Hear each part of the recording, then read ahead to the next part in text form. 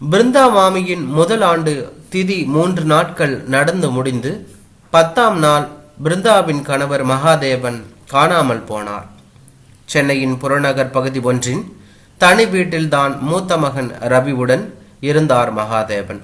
ரவியின் மனைவி உஷா இருவருமே வேலைக்கு செல்பவர்கள்.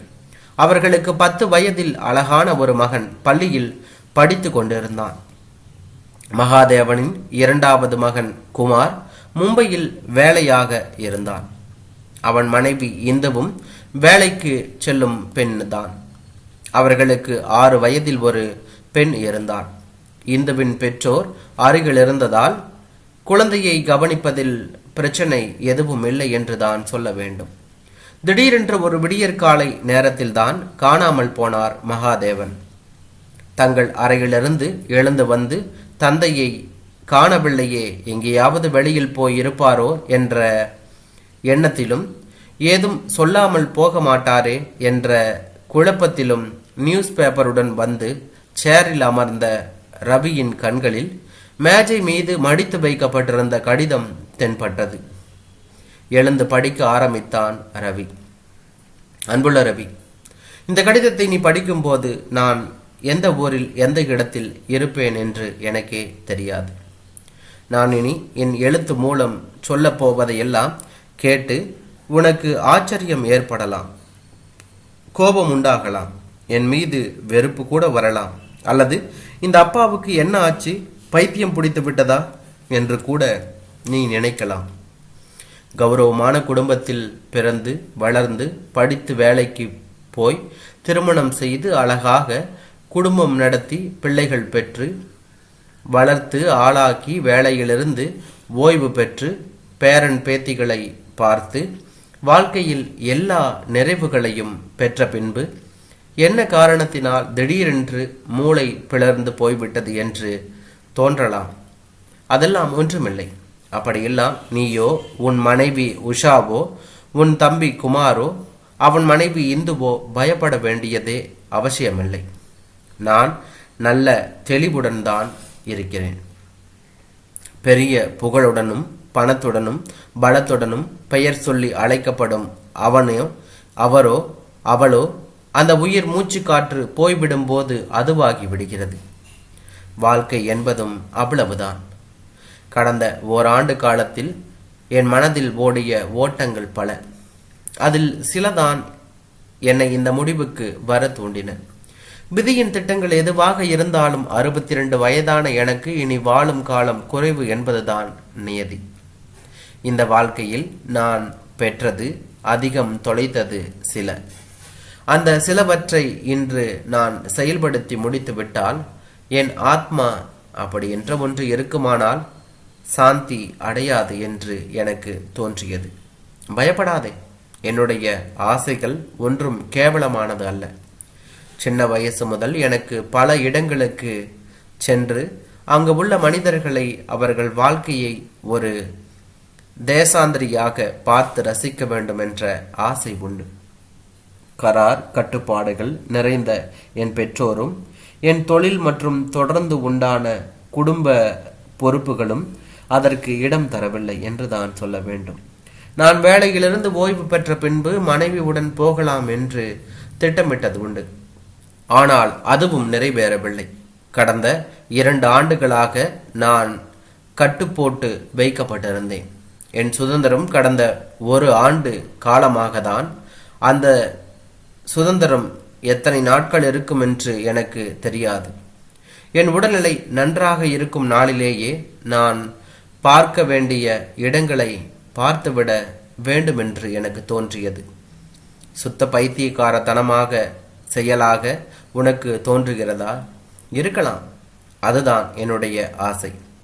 அதை நிறைவேற்றி கொள்ளத்தான் இன்று எத்தனையோ முறையாக திட்டமிட்ட சுற்றுலாக்கள் இருக்கிறதே என்று சொல்வாய். அது எனக்கு சரிபடாது. நான் வெறும் நானாக, முகம் தெரியாத ஒருவனாக முற்றிலும் புதிய சூழல்களில் சென்று அங்கு உள்ள இடங்களை, மனிதர்களை, வாழ்க்கையை பார்க்க வேண்டும் என்று ஆசைப்படுகிறேன். எனக்கு அந்த இடம் அழுத்து போனதும் வேறொரு இடத்திற்கு திரும்பிவிட வேண்டும். மேற்கத்திய நாடுகளிலும் அவர்கள் வாழ்க்கையிலும் இது சகஜம்.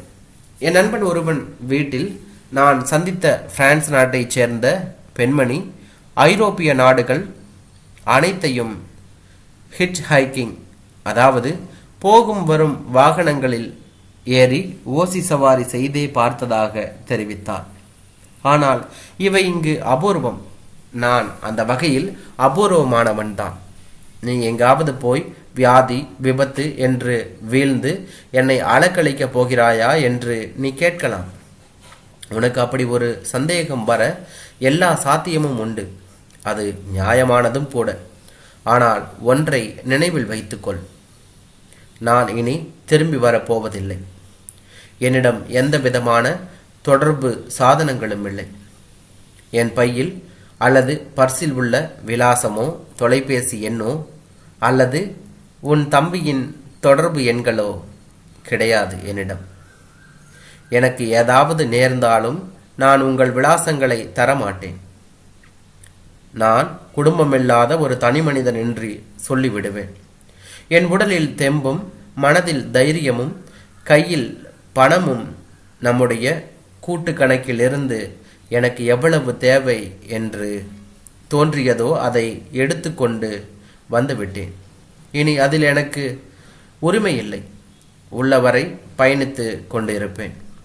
அந்த நாட்களில் மன்னர்கள் கூட தன் மகனுக்கு முடிச்சூட்டிய பின்பு வானப்பிரஸ்தம் என்று நாட்டை விட்டு குடும்பம் துறந்து காட்டுக்கு தவம் செய்ய போய்விடுவார்கள் என்று இந்திய வரலாறு கூறுகிறது.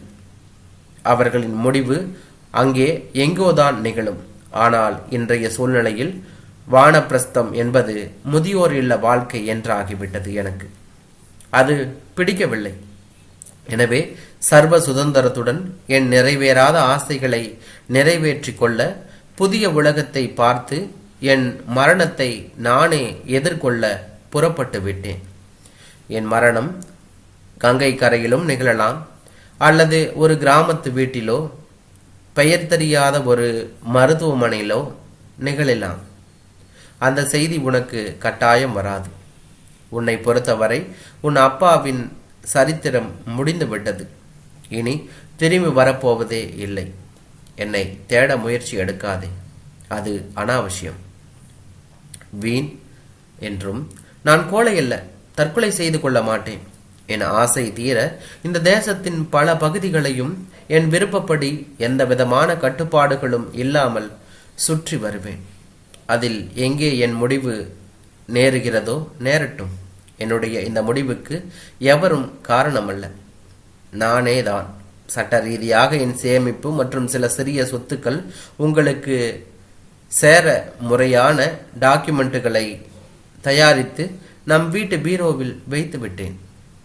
யாராவது உன் அப்பா எங்கே என்று கேட்டால் என்ன பதில் சொல்வது என்று நினைக்கிறாயா? ஓடிப்போய் விட்டார் என்பதுதான் நம் நாட்டில் இது போல எங்கும் முடிவுகளுக்கான பெயர். நீ அப்படி சொல்ல வேண்டாம். குமாரிடம் இருக்கிறார் என்று சொல்.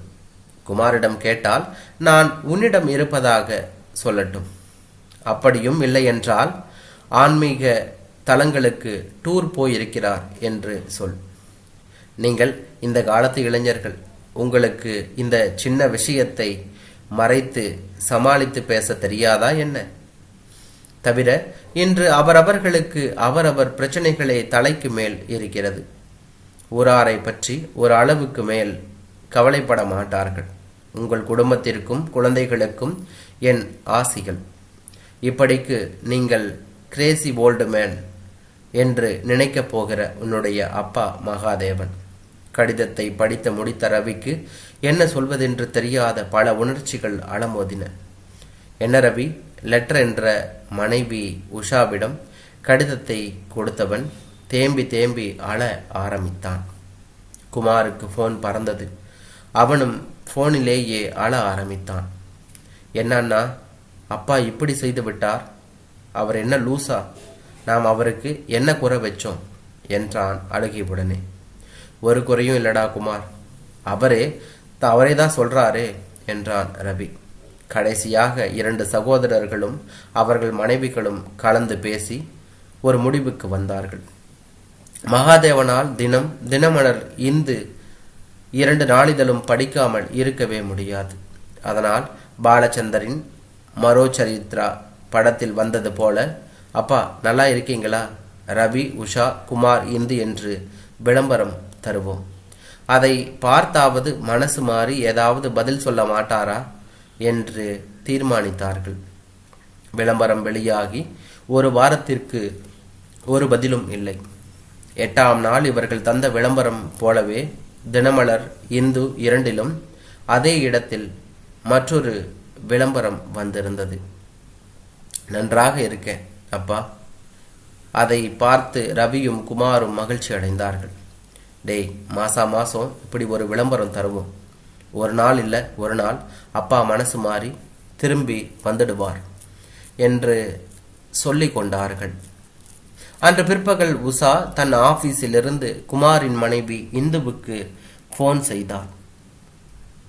நம் கணவர்களை சந்தோஷப்படுத்த நான் மாசம் இப்ப கொடுத்தது போல நன்றாக இருக்கிறேன் என்று மறு விளம்பரம் தர வேண்டும் போல இருக்கு இந்து என்றாள். பதிலுக்கு சிரித்த இந்து, அவர்களுக்கு விஷயம் தெரிகிற வரைக்கும் கொடுத்தால் போச்சு என்று பதில் சொல்லிவிட்டு பெருமூச்சுடன் தன் வேலையில் ஆழ்ந்தாள் என்றார்.